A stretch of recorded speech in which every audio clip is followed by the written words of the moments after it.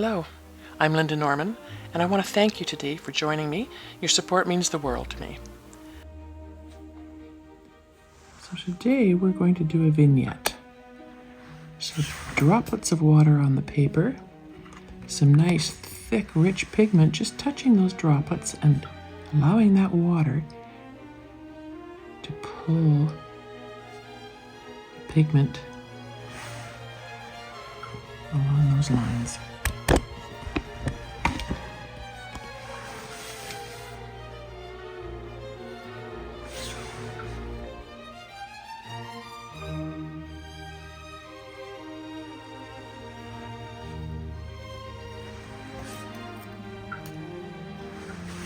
So those droplets of water that I spattered on my page are there to act as little conduits of how the pigment can move around.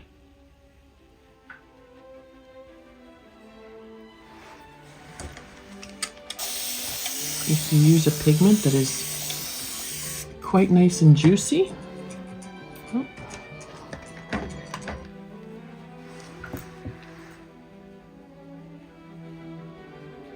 the water will drag it.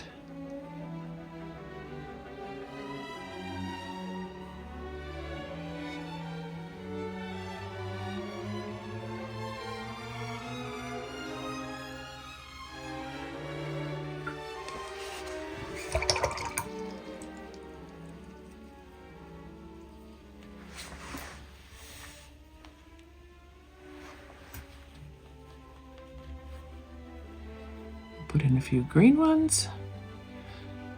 Let the blue and the green mix here and there. Watercolor tends to dry a little lighter than when it's wet. And so some of these will become nice gray, misty shadows in the background. I'm not worried that the greens and the blues are going to mix.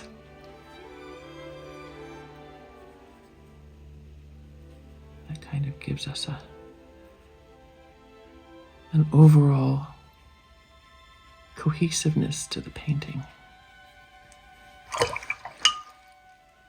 And now, just for some fun, we'll add in some quinacridone gold. Oh, there's one right there that dropped in. We'll just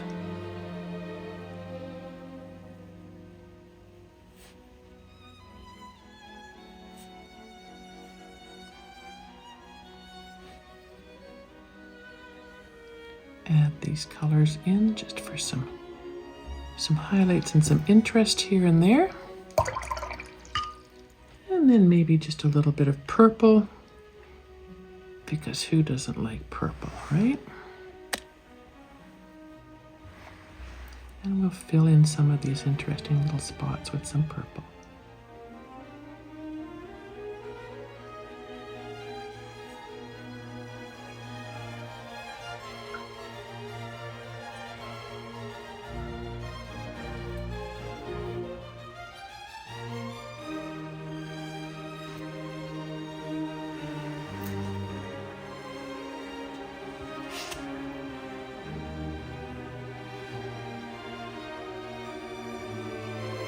So we don't have to be very specific.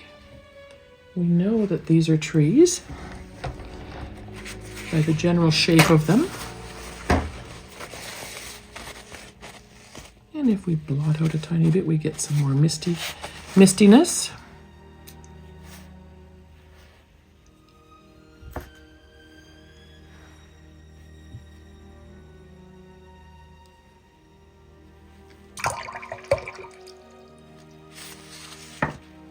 And then if we take a flat brush, and we'll carve out a little bit of a shoreline.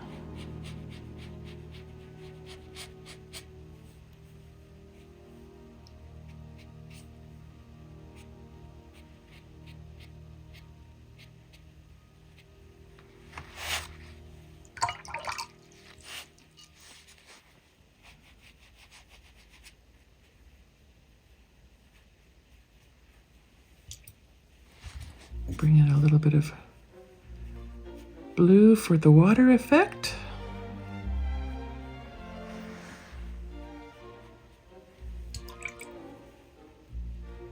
Allow that to flow a tiny bit.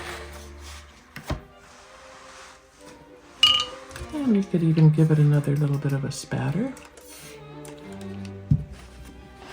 And the water will carry it down.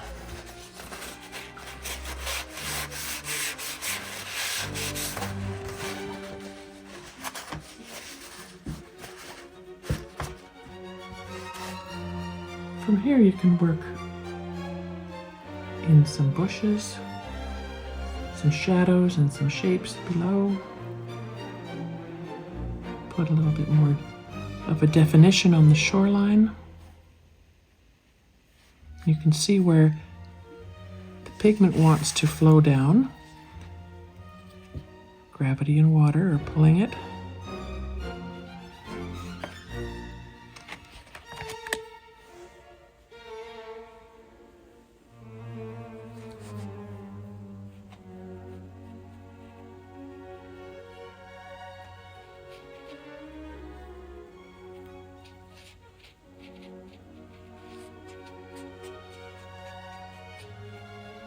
And a bit of a rocky shoreline.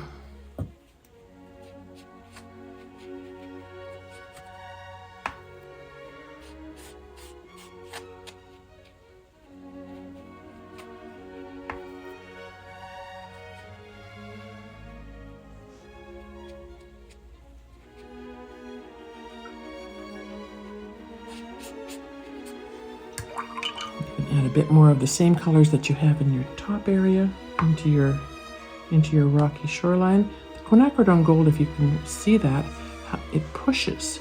Because of the pigmentation and the granulation in the quinacridone gold, you can see what it does and how it pushes the other colors away. Just by the nature of the composition of the paint.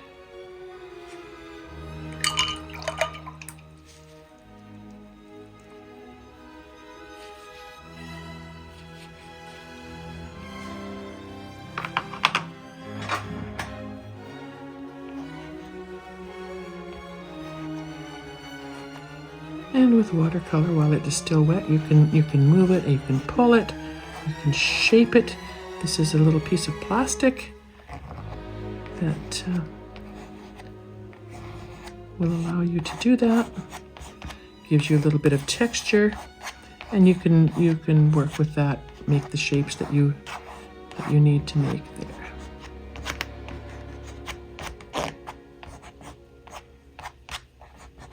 If you were using a cellulose paper, this wouldn't be as easy to do, and it would also mark your paper very permanently.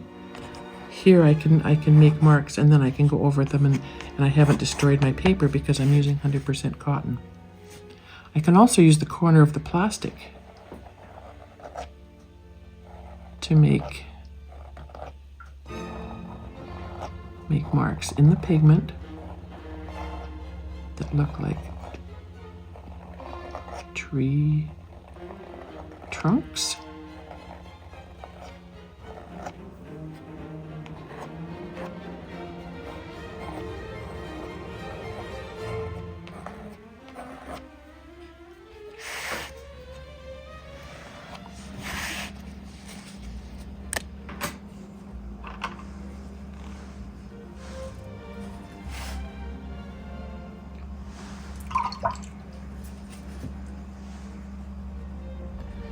Most colors, once they've dried, can be reactivated slightly. Some pigments are more staining than others. Your yellows, your reds typically will be the most staining. And again, it's trial and error. It's learning your pigments and learning about your pigments and what they can do for you.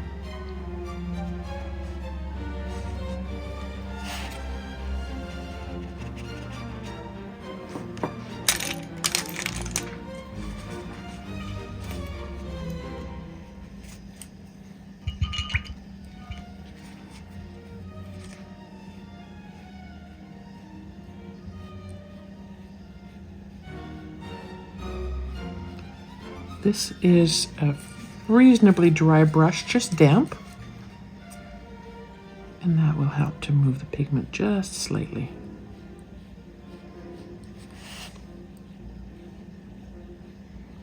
And then to get some ripples on the water, a little bit of that. Sideways motion.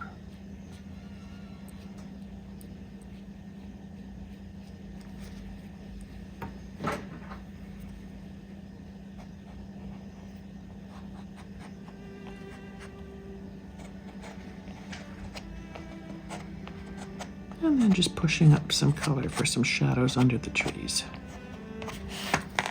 Oops.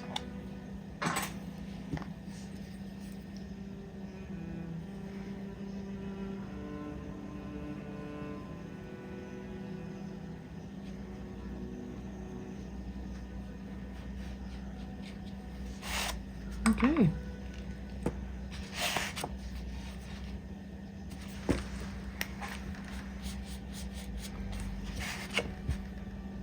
You can go in further from here and create some bushes on this side of your lake. Essentially, it's as simple as that. This is a pretty basic example, but it gives you an idea, I think, of how your pigments can work together.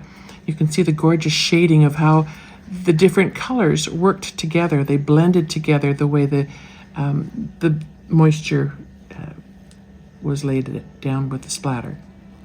If you were to spray with a fine mist, you wouldn't get that textured look. Everything would sort of blend together, sort of in this general style.